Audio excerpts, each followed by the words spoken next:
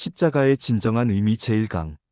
십자가의 진정한 의미는 사회에 걸쳐 여러분께 말씀을 드리고자 합니다. 그리스도는 이 땅에 성육신으로 오셔서 인간의 죄를 위하여 십자가에서 죽으셨습니다. 십자가에서 죽은 그리스도는 참 하나님이며 참 인간이신 성육신하신 하나님이시라고 합니다. 성육신하신 하나님께서 십자가에서 죽으심으로 죄지은 인간이 하나님으로부터 의롭다고 인정을 받을 수 있는 길이 열렸으며, 십자가는 죄 아래에 있는 인간에 대한 하나님의 사랑이 완벽하게 표현된 곳입니다. 따라서 십자가는 대속교리 혹은 구원론을 설명하는 데 있어서 절대적으로 없어서는 안 된다고 신학자들은 말하고 있습니다. 십자가는 신자의 구원에 있어서 매우 중요한 의미를 내포하고 있으므로 신자가 바른 신앙을 실천하고 신학자가 바른 신학을 수립하게 하는 절대적인 토대가 됩니다. 그러므로 십자가의 의미를 바르게 인식하고 그 중요성을 깨닫는 것은 매우 중요한데, 십자가는 시대적 사조의 영향에 의하여 대속교리 혹은 구원론의 의미를 상실하게 되기도 하며, 그리스도의 신성과 인성을 부인하는 사람들이나 인간의 합리성을 강조하는 사람들에 의하여 십자가의 의미는 전도되거나 왜곡되기도 한다고 신학자들은 말하고 있습니다. 한편 십자가의 의미가 잘못된 신학 사상에 의하여 경시된 경우를 루터가 살았던 중세시대에서 찾아볼 수 있습니다. 루터가 살았던 중세시대에는 신학과 철학이 서로 연합되어 있었으므로 중세시대의 신학에는 많은 신학적 오류가 내재해 있었습니다. 그래서 루터는 하이텔베르크 논제를 통하여 중세신학의 오류를 지적하며 인간의 이성으로 하나님을 알 수 있다고 주장하는 스콜라, 신학자들을 논박하면서 믿음으로 십자가 뒤에 숨어 계신 하나님을 바르게 인식할 수 있다는 십자가 신학을 주장했습니다. 루터가 십자가를 강조한 이유는 인간의 이성과 경험, 그리고 판단이 모두 부정되는 십자가를 통해서만 십자가 뒤에 숨어 계신 하나님을 만날 수 있으며, 이 하나님만을 통해서 진정한 믿음에 이르게 되기 때문이라고 합니다.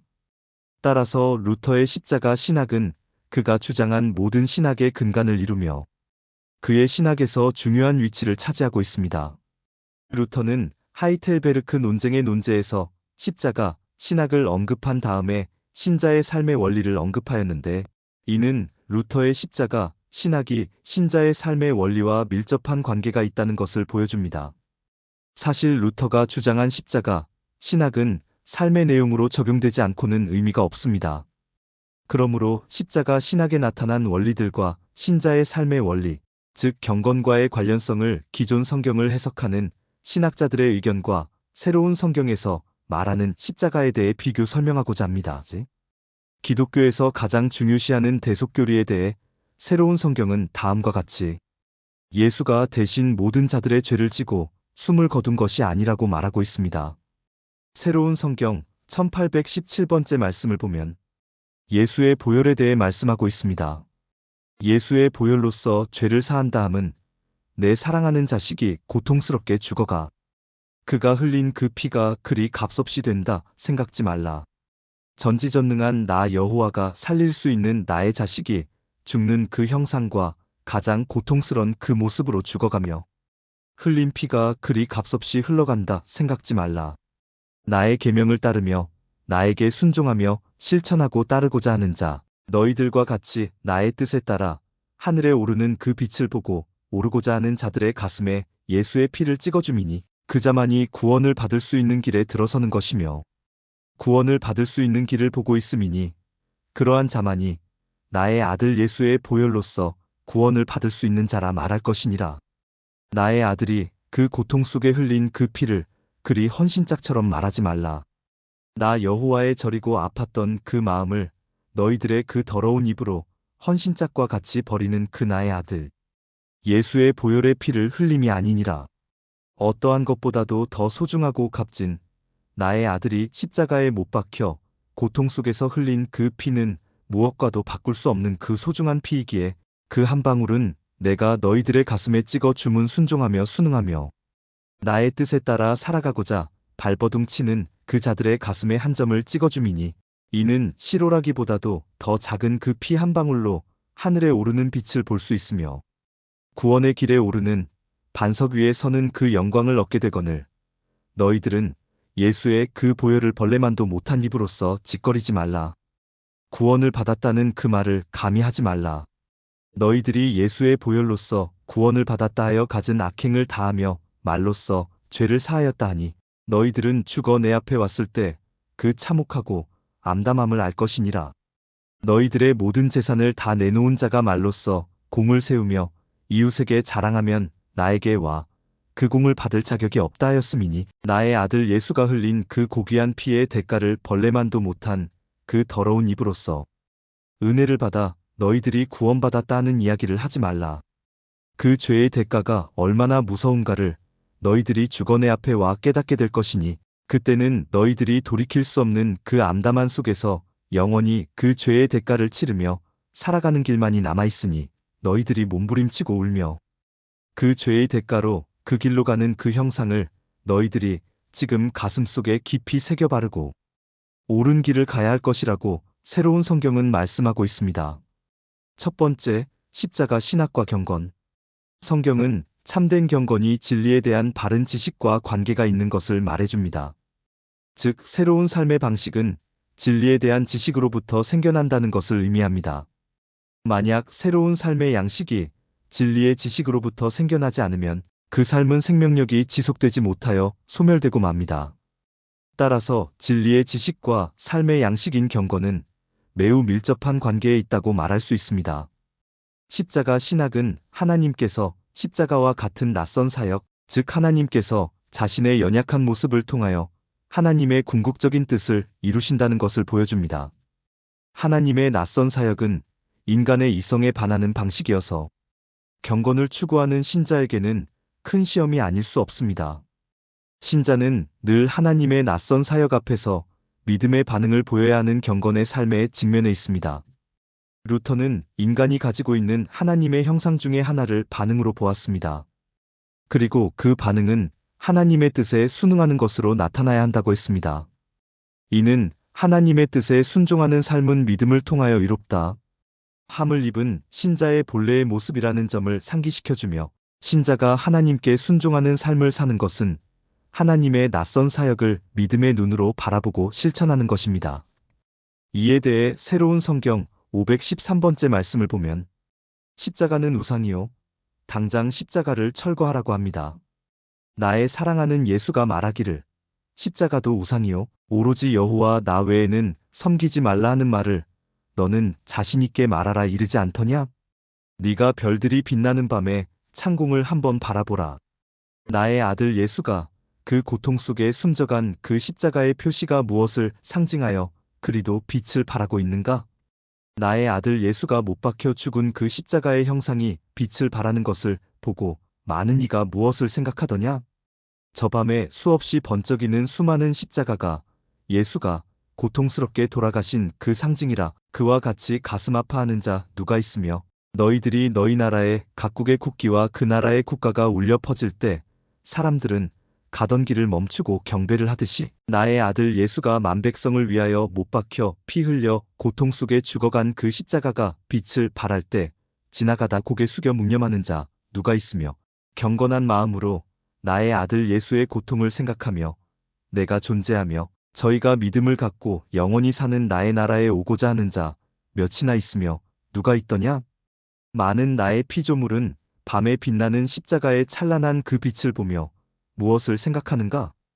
그들은 성전이라는 곳에서 이루어지는 것을 상상하면서 떡을 가져오라, 생선을 가져오라, 그리고 헌금을 내라, 그리고 착하게 살라. 이와 같은 울부짖는 이들의 모습 외에 무엇을 생각하는가? 그리고 그 빛나는 십자가는 무엇을 의미하는가? 너희들이 모여 죄지은 자 용서를 비는 곳이 여기 있으며 11조라는 것을 상납하라는 표시며 감사, 헌금 등 각종 모든 헌금으로 너희들이 피나게 번 재물을 가져오라는 상징물이라 생각하지 아니하는 자 누가 있는가? 십자가를 보면서 그와 같이 생각하는 자들이 수없이 나의 피조물들에게 있으니 과연 그것은 무엇을 의미하는가? 너희들이 나의 예수, 나의 사랑하는 아들이 너희 만백성을 구하고자 그 고통스러운 십자가에 피 흘려 죽어가는 그것을 상징하며 많은 이에게 깨우치기 위하여 그 십자가의 찬란한 빛을 비추는 자 몇 사람이나 있는가? 과연 호화찬란하게 빛나는 십자가를 보고 그것이 나의 아들 예수가 너희를 대신하여 피 흘려 죽은 상징이라 생각하는 자 누가 있으며 몇 사람이나 있다고 너희들은 생각하는가? 모든 종교 지도자들과 모든 너희들은 통제하는 자들은 다시 한번 가슴에 손을 얹고 밤의 별처럼 찬란히 빛나는 나의 아들의 생명을 앗아간 그 십자가의 형상을 보라. 과연 너희들은 어떻게 보아야 하는가? 내가 너희에게 묻나니 3대 독자 외아들이 너희 집 들판의 웅덩이에 빠져 죽었다 하면 너희들은 그 웅덩이를 보고 무어라 표시하겠으며 과연 너희들은 그곳에 가서 놀기를 즐겨할 수 있겠는가? 나의 사랑하는 예수, 나의 아들이 고통 속에 죽어간 그 십자가가 밤이면 별처럼 불을 비춰 하늘을 향하여 높게 솟아있으니 이는 나의 아들이 죽은 고통을 보고 나보고 되새기며 그와 같은 고통을 느끼라 하며 그와 같은 고통을 너희들이 나에게 주는 형벌과 같은 것이니 너희들이 밤하늘에 비추는 그 십자가는 부모가 자식을 잃은 마음도 생각하지 못하는 너희들의 우매한 이기주이며 내가 캄캄한 밤하늘에 나의 아들이 피 흘려 죽은 십자가가 별처럼 빛나며 나에게 향하여 있을 때 하늘에서 내려다보는 나의 심정을 너희들은 한 번이나 생각을 해보았는가? 이를 너희들이 생각할 수 있는 자라면 오늘 당장 십자가를 철수해야 할 것이며 많은 불쌍한 백성, 나의 피조물들이 피나게 노력하여 먹고 살고자 하는 그들에게 모든 금화와 은하를 바치라는 상징의 십자가를 당장 걷어들여야 할 것이니 이를 너희들은 깨우쳐 주도록 할 것이며 이 법전을 보고 그의 깨우침이 없는 자는 영원히 용서받을 수 없음을 알아야 할 것이니라. 라고 새로운 성경은 말씀하고 있습니다. 두 번째, 십자가에서의 신인식. 하나님을 인식한 신자가 하나님 앞에서 경건을 추구하는 삶을 사는 것은 당연합니다. 경건은 진리의 지식을 근거로 하여 추구되어야 하며 진리의 지식은 십자가에서의 신인식으로부터 출발해야 합니다. 만약 신자가 십자가에서의 신인식에 근거한 진리의 지식을 가지고 있지 않으면 자연신학자들과 같이 인간의 이성으로 하나님에 대한 신학적인 진리들을 세우게 됩니다. 인간의 이성을 통하여 얻은 지식은 십자가의 진정한 의미를 이해하지 못하기 때문에 하나님의 의보다는 인간의 의를 추구하게 하므로 참다운 경건을 추구할 수 없게 된다고 신학자들은 말하고 있습니다. 루터는 하이델베르크 논쟁의 논제 21에서 이성을 통하여 하나님의 지식을 추구하는 사람들을 비판하였습니다. 그는 그들이 십자가에서의 신인식에 근거한 지식을 가지고 있지 않기 때문에 자신을 위한 지식을 추구할 것이며 자만심에 빠지게 되어 하나님에 대한 진리를 쉽게 왜곡하게 될 것이라고 했습니다. 결국 그들이 가진 하나님에 대한 지식은 하나님에 관한 피상적인 지식이므로 하나님께 대한 전인격적인 이종과 겸손, 그리고 순종을 이룰 수 없게 하기 때문에 바른 경건을 실천하는데 도움을 줄 수 없다고 하였습니다. 그리스도의 삶은 십자가에서의 신인식에 따른 삶이 무엇인가를 보여줍니다. 그리스도는 세상과 완전히 정반대의 삶을 살았으며 세상이 추구하는 것으로부터 도망을 하였습니다. 그리고 세상에 대하여 바보가 됨으로써 세상의 지혜를 부끄럽게 하였습니다. 세상은 강한 것을 사랑하며 약한 것은 경멸하지만 예수는 세상에서 약하게 보이는 것, 즉 가난, 경멸, 십자가, 죽음을 택하여 세상을 이기셨다고 합니다. 따라서 참된 신인식에 근거한 믿음으로 경건을 추구하는 신자는 이성적 사고에 근거한 세상 지혜를 따르지 않고 예수의 지혜와 방법으로 세상을 이깁니다. 그래서 루터는 세상 방법을 극복하게 하는 믿음의 중요성을 역설하면서 믿음은 이성을 죽인다고 했습니다. 또한 십자가에서의 신인식은 그리스도 안에서 발견되는 것들, 즉 약함, 고난, 십자가, 핍박과 같은 것들을 경건의 요소로 삼게 합니다. 이 요소들은 십자가에서의 신인식을 통하여 그 중요성이 인식되어집니다. 여기서 한 가지 말씀을 드리고자 합니다. 경건은 하나님께서 주시는 은사가 아니라 자신이 만드는 것이라고 새로운 성경은 말하고 있습니다. 하나님께서 우리에게 주시는 것은 아무것도 없다는 것을 아셔야 합니다. 내가 경건하게 되려고 죽을 힘을 다해 노력해야 하는 것입니다. 그리고 그리스도와의 연합 개념은 구원론의 기초가 되며 그리스도의 십자가의 죽음을 전제로 하여 신자는 그리스도의 죽음으로 죄에서 자유롭게 되었으며 그리스도의 부활로 말미암아 새 생명을 덧입게 되었다고 신학자들은 말하고 있지만 구원론의 기초는 내가 어떠한 삶을 살았는가에 대해 심판을 받아 구원에 이르는 것이지 그리스도의 죽음으로 죄 사함을 받아 구원을 얻는 것이 아닙니다. 그러므로 신자는 그리스도와의 연합 개념을 통하여 그리스도의 가르침을 따르며 그리스도의 삶을 묵상하며 그리스도의 죽음의 뜻을 상기하며 그에 일치하는 삶을 살고 죄를 미워하고 성결한 삶을 추구하여야 합니다. 이에 대해 새로운 성경 1만 1782번째 말씀을 보면 십자가는 스스로 갈 길을 알아 깨우쳐 바로 서는 백성이 되라는 뜻이라고 말하고 있습니다. 나의 아들 예수가 너희들에게 그리 전했느니라.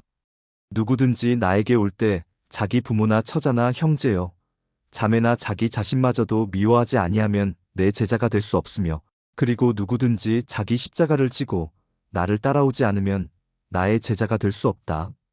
누가복음 14장 26절 27절 그리 가르쳤느니라. 너희들은 지금 가르친 이 뜻의 의미를 모르며 그 깊이를 모르기에 오늘의 종교 집단의 지도자들이요 믿음의 길을 가는 그 백성들이 이 대목을 제대로 알고 깨우치지 못하는 그 죄로 인하여 나의 사랑하는 백성들의 마음을 얼마나 황폐하게 만들었으며 욕되게 만들었으면 희귀주의 백성으로 육성시켰는지 알겠느냐?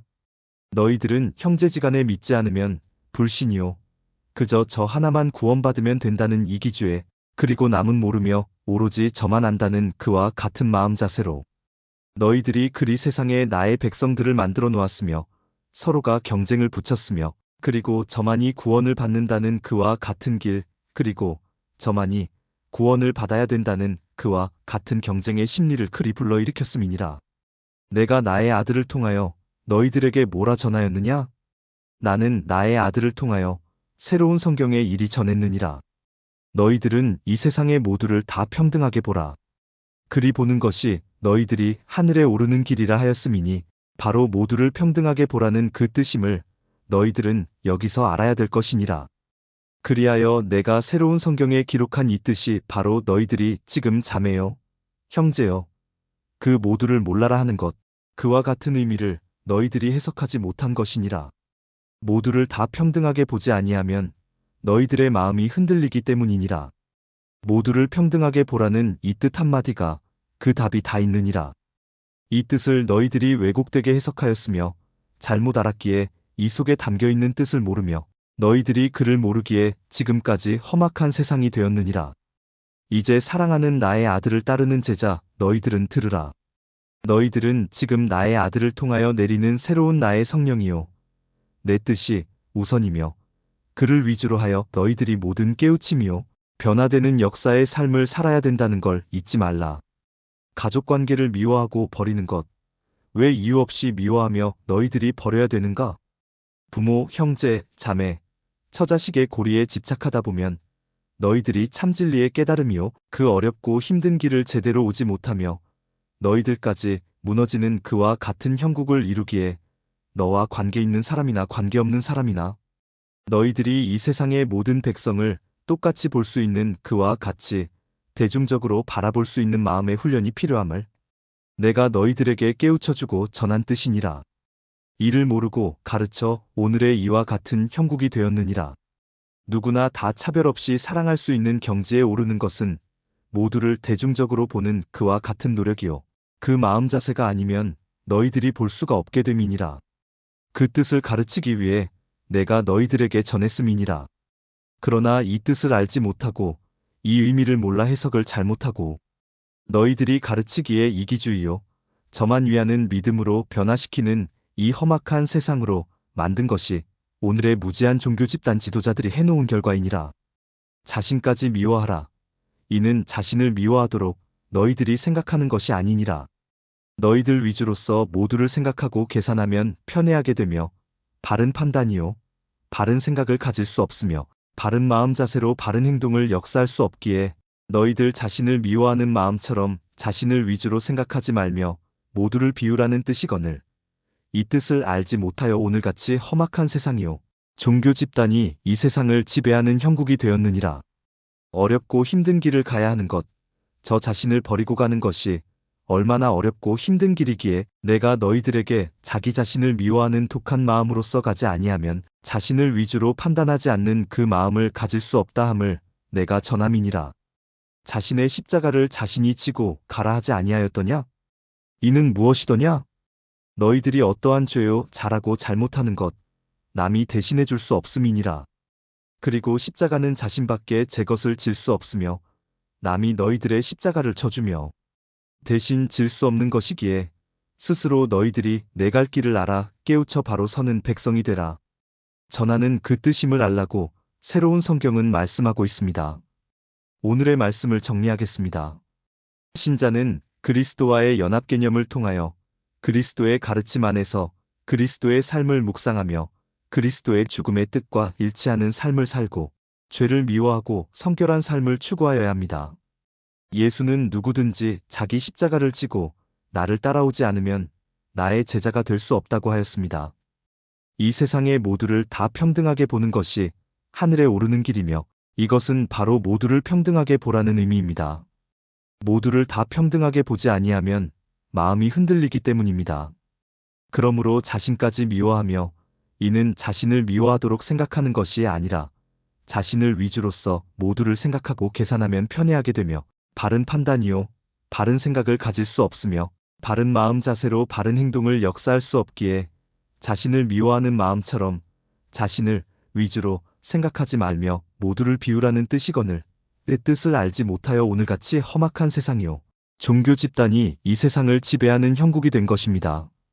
어렵고 힘든 길을 가야 하는 것, 저 자신을 버리고 가는 것이 얼마나 어렵고 힘든 길이기에 여호와가 자기 자신을 미워하는 독한 마음으로써 가지 아니하면 자신을 위주로 판단하지 않는 그 마음을 가질 수 없다는 것을 말씀하고 있는 것입니다.